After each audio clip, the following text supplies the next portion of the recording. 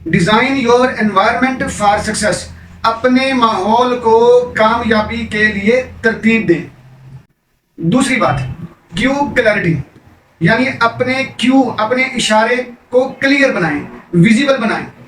Number 3, behaviour follows attention, रवैया हमेशा तवज्जो का मोहताज होता है। बिस्मिल्लाहिर्रहमानिर्रहीम। व्यूअर्स, आप देख रहे हैं इल्म की बातें और आज हम बात कर रहे हैं द एटॉमिक हैबिट्स के ऊपर, कि 3 पॉइंट्स के ऊपर। एटॉमिक हैबिट्स का आज हम यूनिट नंबर 2 कर रहे हैं। अब हम यूनिट नंबर 2 के सिर्फ 3 पॉइंट डिस्कस करेंगे। पहला पॉइंट द एटॉमिक हैबिट्स के यूनिट नंबर 2 का ये है, पहला पॉइंट ये है कि design your environment for success, अपने माहौल को अपनी कामयाबी के लिए तरतीब दें। साथियों, माहौल कहते हैं कि इंसान माहौल बनाता है और फिर माहौल इंसान को बनाता है। तो सबसे ज़रूरी चीज़ों में एक ज़रूरी चीज़ एनवायरनमेंट भी है। अपने एनवायरनमेंट को अपनी सक्सेस के लिहाज से तरतीब दें।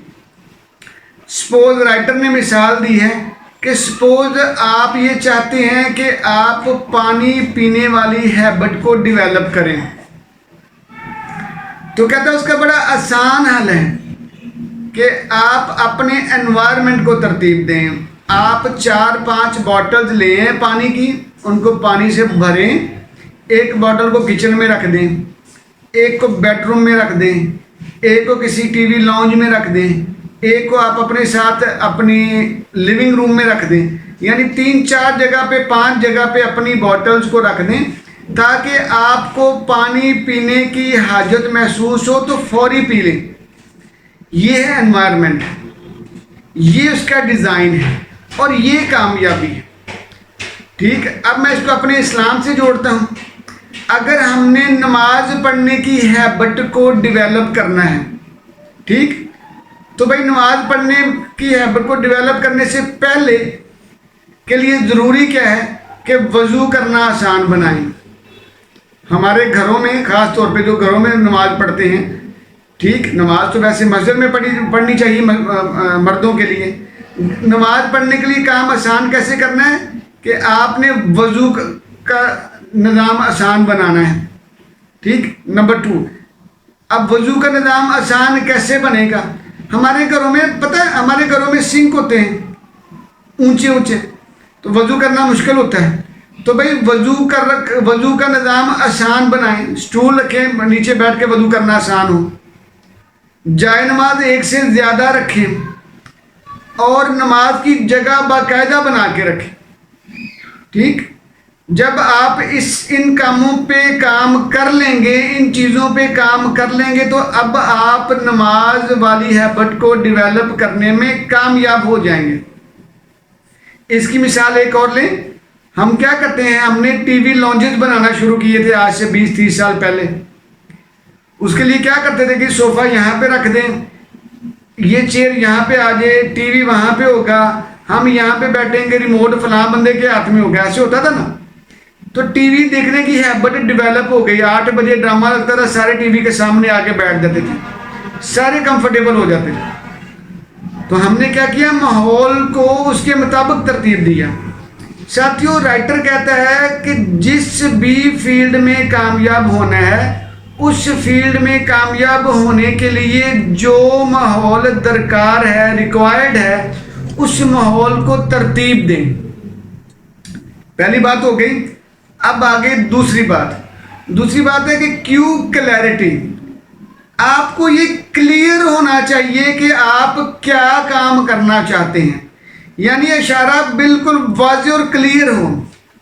सपोज मैं वापस आता हूँ, आप पानी पीने की हैबिट डेवलप करना चाहते हैं, लेकिन आप सिर्फ चाहते ही हैं, अमल कोई नहीं करते। आप ये चाहते हैं कि ये काम हो जाए, लेकिन आप बॉटल खरीद के नहीं लाते, बॉटल को जगह जगह पे पानी से भर के रखते नहीं हैं, पानी को पीते नहीं हैं। ख्याल नहीं करते हैं पानी पीने का, तो क्या आप कामयाब हो पाएंगे? नहीं हो पाएंगे। तो दूसरी बात थी क्यू क्लैरिटी। अपने क्यू को, अपनी कामयाबी का जो क्यू, जो इशारा है, सिग्नल है ना, उसको क्लियर रखें, उसको विजिबल रखें। जितनी ज़्यादा क्लैरिटी होगी ना, उतना ज़्यादा काम आपका इजीली हो जाएगा, सक्सेसफुली हो जाएगा। तो राइटर ने कहा है कि क्यू क्लैरिटी।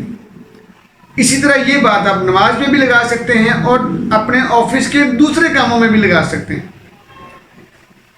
और क्यू क्लैरिटी में आसान एक चीज बताऊं, 2 minutes rule. The 2 minutes rule wonderful है।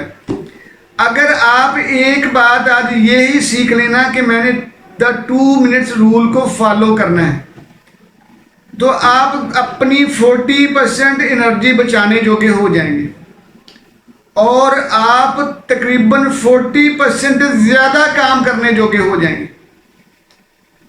तो द 2 मिनट्स रूल को फॉलो करना है। आसान लफ्ज़ों में बताऊं, द 2 मिनट्स रूल ये है कि अपने काम को इतना सिंप्लीफाई करें कि वो 2 मिनट में हल हो जाए, 2 मिनट में मुकम्मल हो जाए।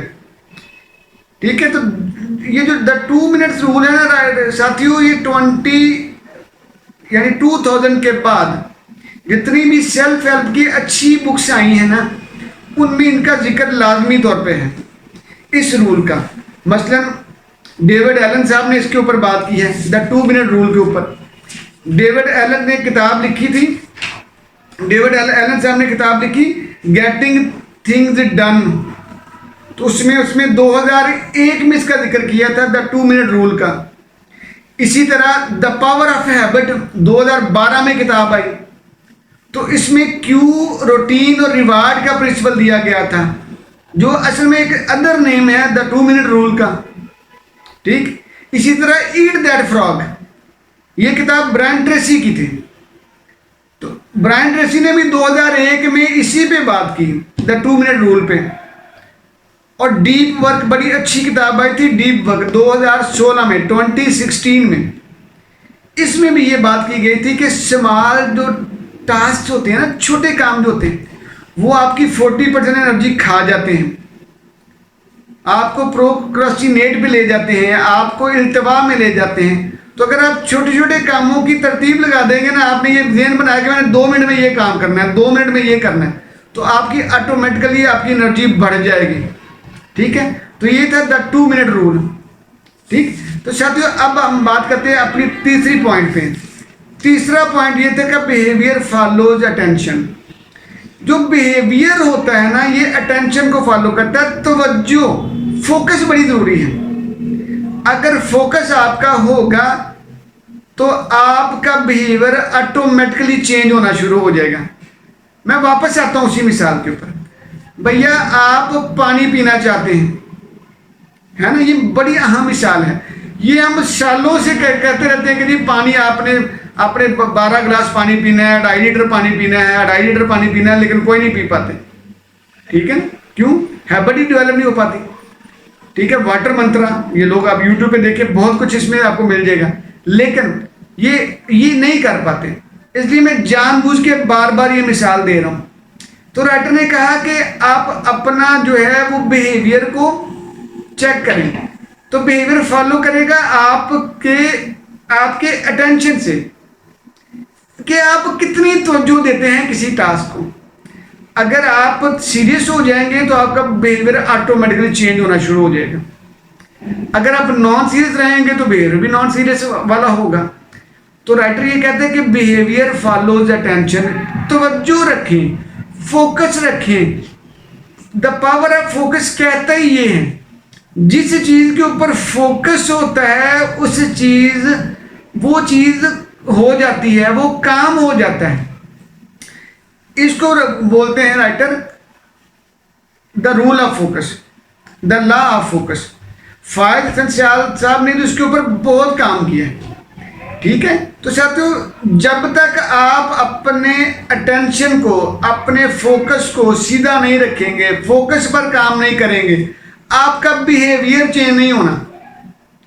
बिहेवियर चेंज करना है तो अपनी अटेंशन और फोकस को बिल्कुल सीधा रखना पड़ेगा। ठीक साथियों, तो ये थी आज की 3 बातें, मैं इनको दोहराने लगा हूँ। आज हमने सीखा कि अपनी कामयाबी वाले माहौल को तरतीब दें, design your environment for your success, पहला पॉइंट। दूसरा, कामयाबी के इशारों को विजिबल बनाएं, यानी क्यू क्लैरिटी। और तीसरी बात हमने की कि बिहेवियर फॉलोज अटेंशन, यानी अगर आपने कामयाब होना है तो अपना फोकस, अपनी अटेंशन को बेहतरीन बनाएं, सीधा रखें। ठीक साथियों, ये थी हमारी आज की इल्म की बातें। प्लीज़ इन इल्म की बातों को अमल की बातें बनाइएगा, फिर देखिएगा ज़िंदगी कितनी आसान होती है, फिर देखिएगा ज़िंदगी कितनी हल्की फुल्की होती है। और यही हमारा मतमा नज़र है जी। जज़ाकल्लाह जी।